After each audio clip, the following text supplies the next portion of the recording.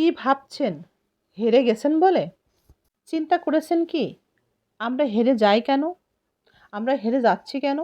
মানুষ ঘর বদলায়, সংসার বদলায়, সম্পর্ক বদলায়, বন্ধুত্ব সম্পর্কও বদলায়।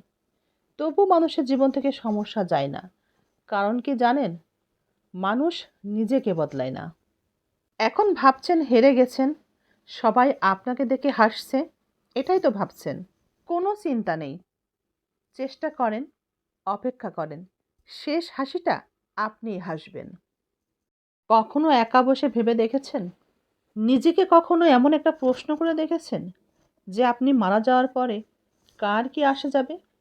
এই পৃথিবী ছেড়ে আপনাকে চলে যাওয়ার কথা যারা ভাবতে গেলেই কষ্ট পায়, চোখে পানি আসে, তাদেরকে মনে রাখুন। তাদের জন্য কিছু করুন। তাদেরকেই খেয়াল করুন।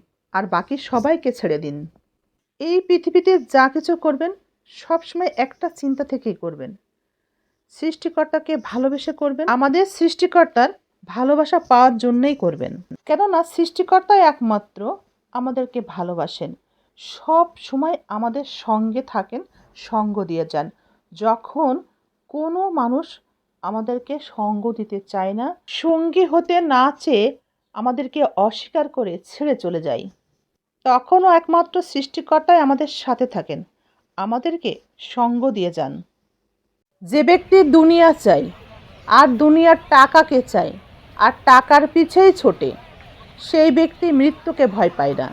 কিন্তু যে আখিরাতের কথা চিন্তা করে, আখিরাতের সুখ কামনা করে, সেই ব্যক্তি মৃত্যুকে ভয় পায়। আমরা আসলেই ভুলে যাই আমাদের মাথার উপরে একজন আছেন যিনি মহাশক্তিধর, যিনি সবই দেখতে পান, সবই বুঝতে পারেন, শুনতে পান।